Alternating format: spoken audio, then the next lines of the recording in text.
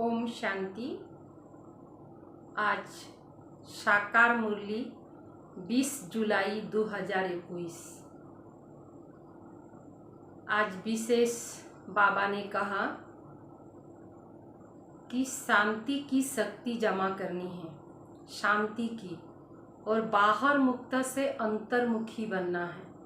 बाहर मुक्ता से वातावरण बिगड़ जाता है, तो वातावरण को सुधारने वाला बनना है।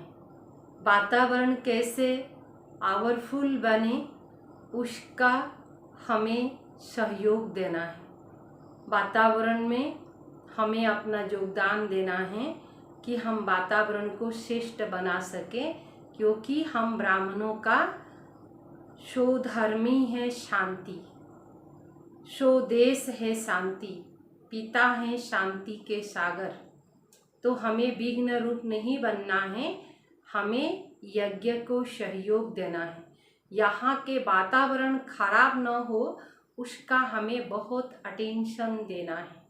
तो आज विशेष बाबा ने निर्विघ्न बनने के लिए, निर्विघ्न वातावरण के लिए मेहनत करने के लिए कहा। तो आज सुनते हैं बाबा के महावाक्य।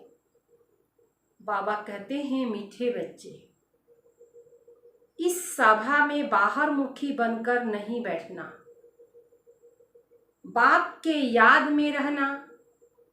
मित्र संबंधियों आदि की याद करने से वायुमंडल में विघ्न पड़ता है। मित्र संबंधी की अगर याद आएगी तो यहाँ का वातावरण खराब हो जाएगा। प्रश्न है, तुम बच्चों के रूहानी दिल की विशेषता क्या है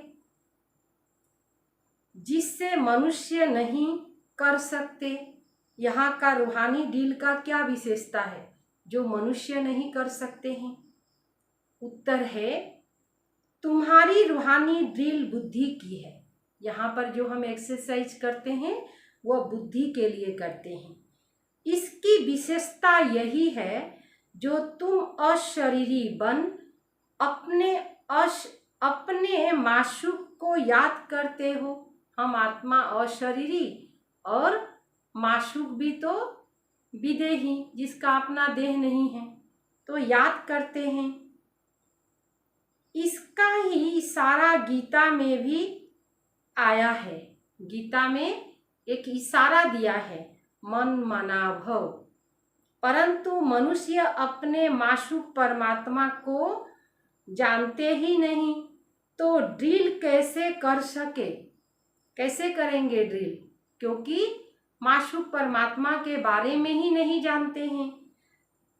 वे तो एक दो को जिस्मानी ड्रिल सिखलाते हैं, जिस्म को कैसे ठीक रखना है। जिस्म के लिए माना शरीर को स्वस्थ रखने के लिए बहुत सारी एक्सरसाइज सिखलाते हैं।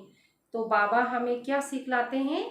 मन की एक्सरसाइज, मन तंदुरुस्त बनाने का उपाय बताते हैं, जैसे मन बुद्धि के द्वारा हम एक्सरसाइज करते हैं।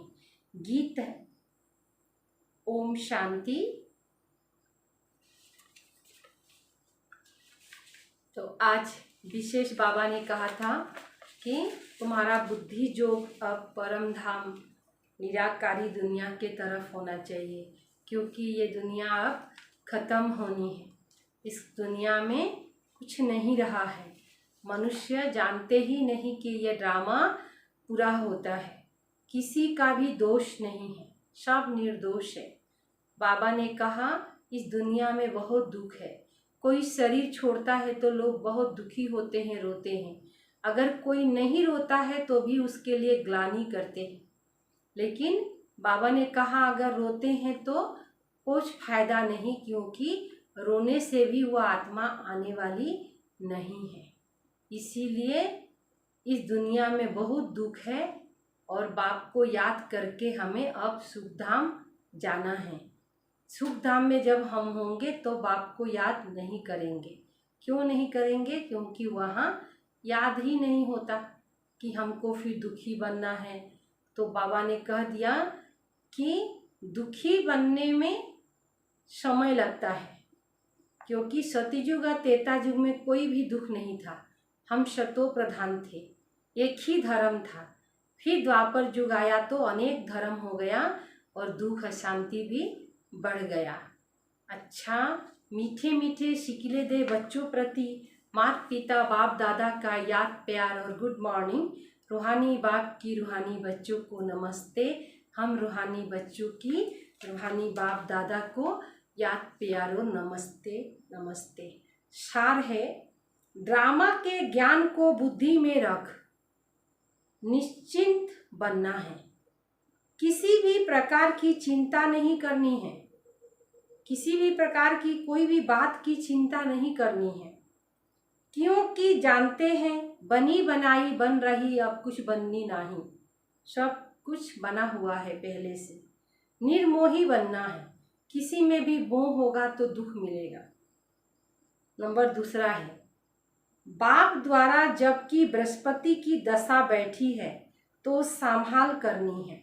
बृहस्पति की दशा है हम लोग के ऊपर, तो अपने आप को भी संभाल करना है। राहु का ग्रहण न लग जाए, कोई कारण अकारण से राहु का ग्रहण न लग जाए, उसका ध्यान रखना है। कोई भी गिरहचारी हो तो उसे ज्ञान दान से समाप्त करना है। आत्मा में कोई भी प्रकार की गिरहचारी अगर लगी है तो ज्ञान दान जब करेंगे तो वह गिरहचारी कम जाएगी, अर्थात उतर जाएगी। वरदान है, सदा मनन और मगन अवस्था के सागर में समाने का अनुभव करने वाले। कोई भी बात का हम मनन करते हैं तो हम मगन अवस्था में चले जाते हैं। इसीलिए बाबा कभी मर कहते हैं लगन में मगन हो जाओ। तो लगन और में मगन हो जाते हैं तो यहाँ की बातें सब भूल जाती है, अर्थात अनुभवी मूर्त बनेंगे।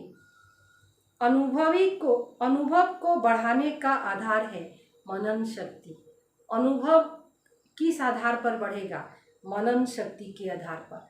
मनन वाला स्वतः ही मगन रहता है। मगन अवस्था में योग लगाना नहीं पड़ता, लेकिन निरंतर लगा रहता है जो मनन अवस्था में है। मेहनत नहीं करती पड़ती है। मगन अर्थात मोहब्बत के सागर में समाया हुआ, बाबा के प्यार में समाया हुआ, ऐसे समाया हुआ जैसे कोई अलग कर नहीं सकता, ऐसे है जिसको अलग बाहर नहीं निकाल सकते हैं।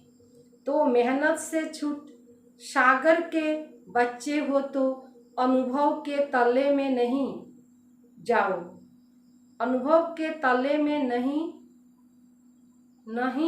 आओ, लेकिन सागर में समा जाओ। अनुभव के तालाब में नहीं आओ, सागर में समा जाओ।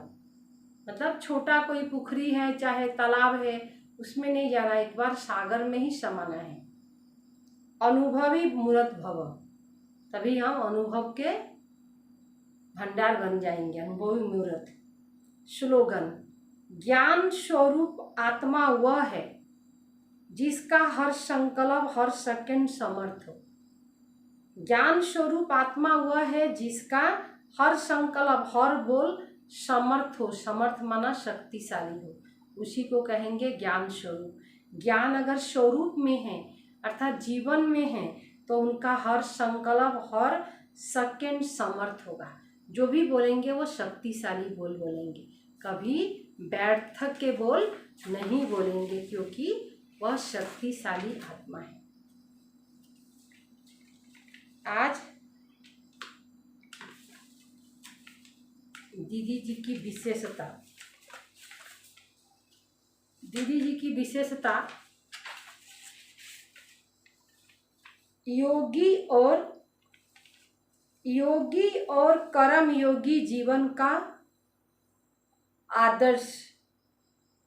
दीदी स्वयं योग के गहरा अनुभव में सदा रहती और अमृत बेले विशेष खुद सबको संगठित रूप में योग की डील कराती, खुद ही वो योग कराती, साथ साथ कर्म करते, जैसे योग में रहना उस पर भी ध्यान खिंचवाती।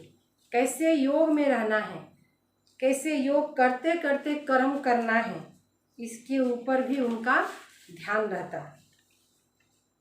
अव्यक्त रूप में यज्ञ की कारोबार निर्विघ्न रूप से चलाने के लिए जब बाबा अव्यक्त हुए तो दीदी ने क्या किया, यज्ञ निर्विघ्न रूप से चले उसके लिए दीदी ने क्या किया, बीच बीच में विशेष मौन व अव्यक्ति भाषा द्वारा सबको साइलेंस की शक्ति बढ़ाने की प्रेरणा दी। बीच बीच में मौन का अभ्यास किया और मौन के भाषा अव्यक्त भाषा में रह करके शांति की शक्ति बढ़ाने की प्रेरणा दी। सब में शांति की शक्ति बढ़े उसके लिए दीदी ने विशेष प्रेरणा दिया। ओम शांति।